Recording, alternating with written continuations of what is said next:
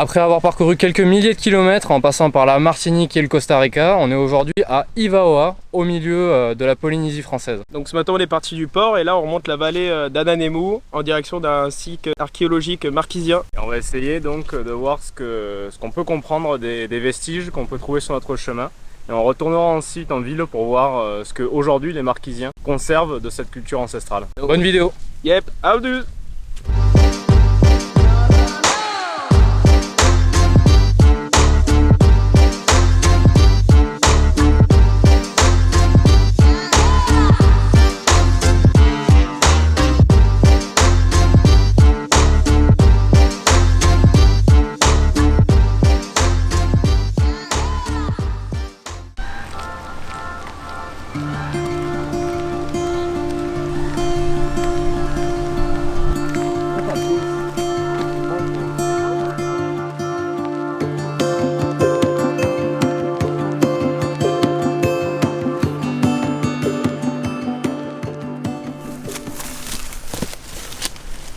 Est-ce qu'on me voit? Ouais, on me voit. Bon bah nous y voilà sur le premier paé, donc littéralement un pavage. En fait ce sont des amoncellements en fait, de rochers plus ou moins taillés qui servaient de dalles pour construire les villages, donc qui étaient placés sur des axes principaux de l'île. Et en fait ce sont la trace du coup des civilisations assez anciennes. Donc plusieurs théories portent sur ces civilisations et notamment des théories qui disent qu'elles viendraient en fait de l'Est, donc de Micronésie, et qu'elles seraient allées d'île en île jusqu'ici, donc des peuples plutôt très anciens. Donc comme on peut voir, ces constructions étaient mises en hauteur, plutôt dans des vallées, parce que chaque tribu en fait possédait sa vallée. Et en fait ça permettait d'une part de voir la mer et d'une part de voir les hauts des crêtes, parce qu'il y avait des routes en fait qui traversaient, et donc ça permettait de gérer aussi le trafic. Donc il y avait quand même une certaine organisation entre tribus de chaque vallée et aussi au sein même des villages. Et d'ailleurs me voilà assis sur le siège d'un garde, qui était ma foi plutôt pas mal installé, et qui surveillait sa vallée.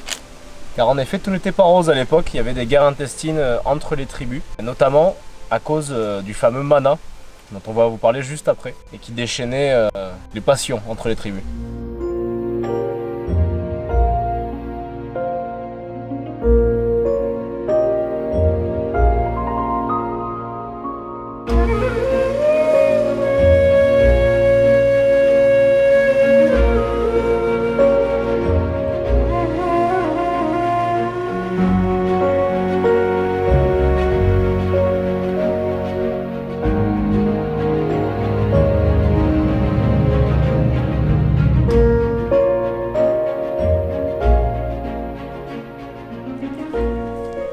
Nous voilà donc maintenant dans un des anciens cimetières, alors ancien par rapport à l'époque évangélique qui suit l'arrivée des premiers navigateurs sur l'île d'Ivaoa. Derrière moi on a un tiki. Alors les tikis sur Ivaoa ils ont une forme qui leur est propre, c'est pas tous les mêmes sur toutes les îles, ils ne ressemblent pas d'ailleurs à ceux des îles de Pâques.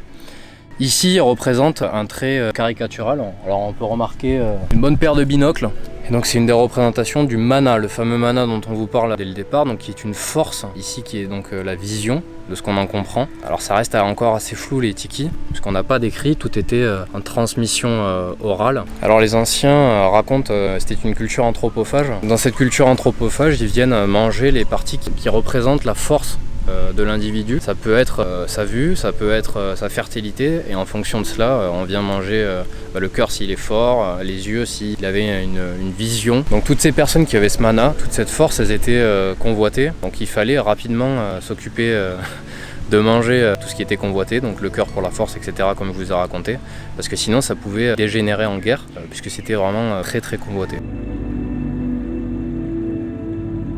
On est sur un lieu hautement symbolique du choc de culture qui a opéré sur cette île, puisqu'ici on est au cœur d'un cimetière que nous on peut voir en fait en Europe, hein. Et bah, on en a quelques anecdotes qu'on a pu entendre ici sur l'île liées donc à ce choc de culture, notamment donc, le fait que les gens qui habitaient ici refusaient d'être enterrés, puisque dans la culture locale, quand on passait un objet ou quand on marchait sur la tête de quelqu'un, c'était très mal vu, et donc forcément ils voulaient pas être enterrés de peur de se faire passer dessus. Par ailleurs, on vous a pas dit, mais en fait, faire passer quelque chose au-dessus de la tête de quelqu'un est tabou en fait. Donc le mot c'était ABU, et donc en fait c'est le même mot. Quand quelque chose est tabou, il est mis de côté et il faut faire venir quelqu'un qui retire le tabou sur l'objet. Donc c'est vraiment très sérieux, c'est quelque chose qui était vraiment très au sérieux à l'époque.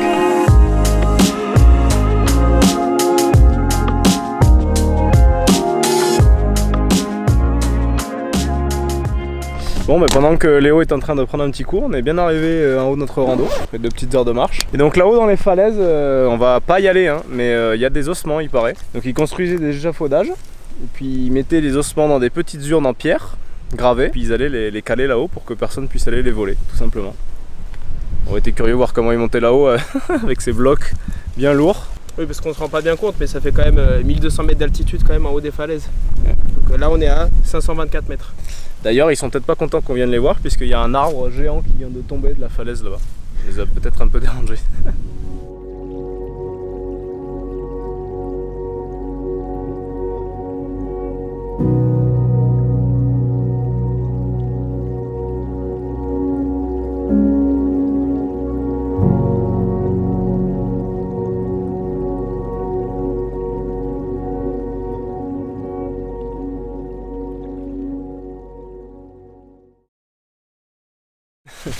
Nous voilà sous un arbre à pain. Voilà la baguette qui sort du four. C'est avec ça que les gens qui vivaient ici mangeaient pendant les périodes de sécheresse et même le reste du temps ils faisaient de la farine avec, ils faisaient tout un tas de choses. Et pour le conserver, ils l'enterraient dans le sol. Ça devait vraiment être très bon quoi, en goût. Et même fermenté, ils arrivaient à le manger.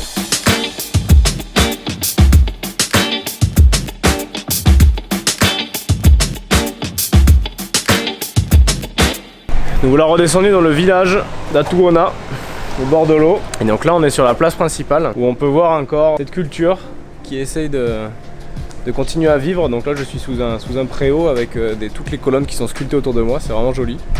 Le toit qui est fait avec des végétaux et des tikis qui entourent la place. Toc. On a eu la chance d'ailleurs le premier jour où on est arrivé d'assister à un petit concert de ukulélé là-bas sous les préaux, c'était vraiment sympa.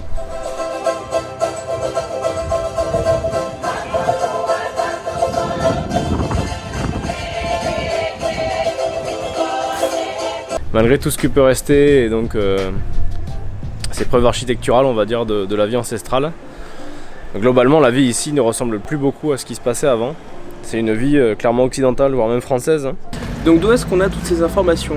Et ben en fait il y a quelques jours on a rencontré un local qui s'appelle Blythe et qui représente bien finalement cette génération pivot. Lui il est né à une époque où il vivait de la pêche et de la chasse ici en Marquis. Au bout de son 3e jour il est rentré au village de l'autre côté de l'île en pirogue.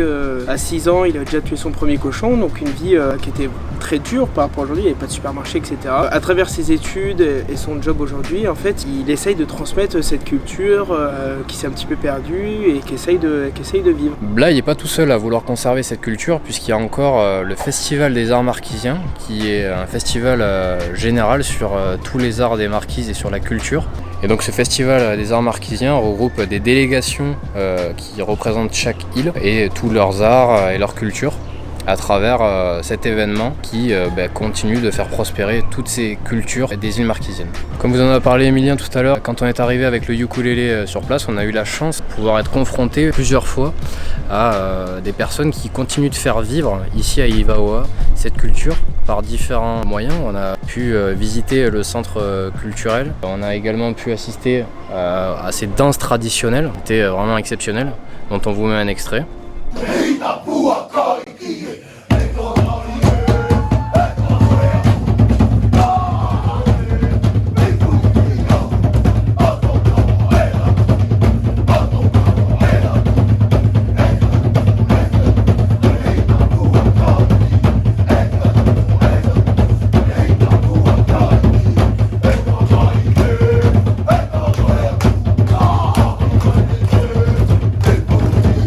On a également pu apercevoir différentes pirogues qui sont encore pour certaines utilisées et les différents chants traditionnels que Blythe, dont on vous a parlé, nous a bien fait participer, c'était très sympa. Ok, on essaye, 1, 2, 3. Très bien, parfait.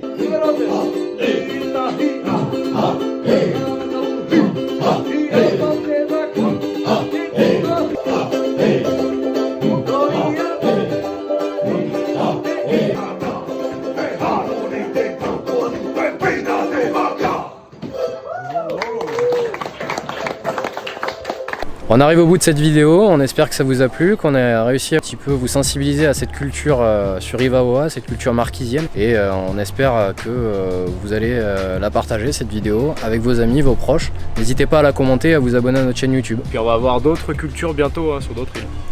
On a du très très lourd qui vous attend. Nana. Nana. Tout doute.